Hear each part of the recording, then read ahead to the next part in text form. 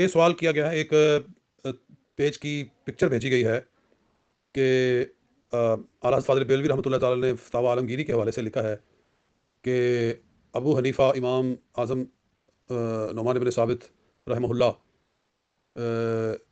کے قیاس کو جو نہیں مانتا وہ کافر ہے۔ تو کیا پھر اس کا مطلب یہ ہوا کہ جو بھی لوگ امام اعظم ابو حنیفہ کا قیاس نہیں مانتے وہ سارے کافر ہو گئے؟ اس کا مطلب ہے کہ مالکی، شافعی، حنبلی سب کافر ہو گئے؟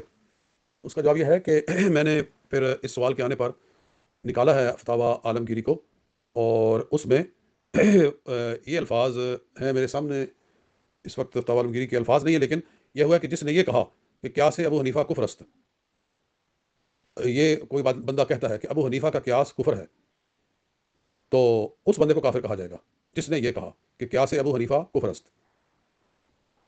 تو اس کا مطلب یہ ہے کہ اس بندے نے امام ابو حنیفہ کے ہر قیاس کو کفر کہہ دیا۔ تو امام ابو حنیفہ کے ہر قیاس کو کفر کہنا واقعی کفر بنتا ہے، کیونکہ ان کا قیاس قرآن و سنت کی بنیاد پر ہوتا ہے۔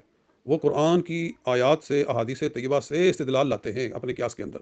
وہ قیاس قرآن کی بنیاد پر ہوتا ہے، وہ قیاس حدیث کی بنیاد پر ہوتا ہے۔ تو وہ امام ابو حنیفہ نہیں بول رہے ہوتے، اللہ کا قرآن بول رہا ہوتا ہے، رسول اللہ صلی اللہ علیہ وسلم کا فرمان بول رہا ہوتا ہے۔ جیسے کچھ لوگ کہتے ہیں کہ امام کے پیچھے سورہ فاتحہ کا پڑھنا ضروری ہے، وہ حدیث سے دلیل پکڑتے ہیں کہ لا صلاۃ الا بفاتحۃ الکتاب، کہ فاتحہ پڑھے بغیر نماز نہیں ہوتی۔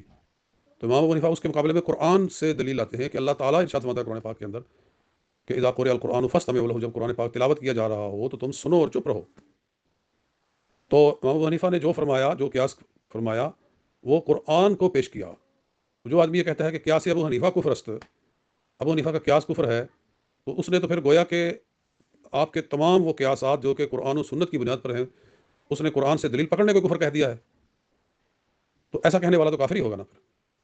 اس لیے بات سمجھنی چاہیے کہ لکھا کیا ہوا ہے اور اس کا مطلب کیا ہے۔ السلام علیکم ورحمۃ اللہ۔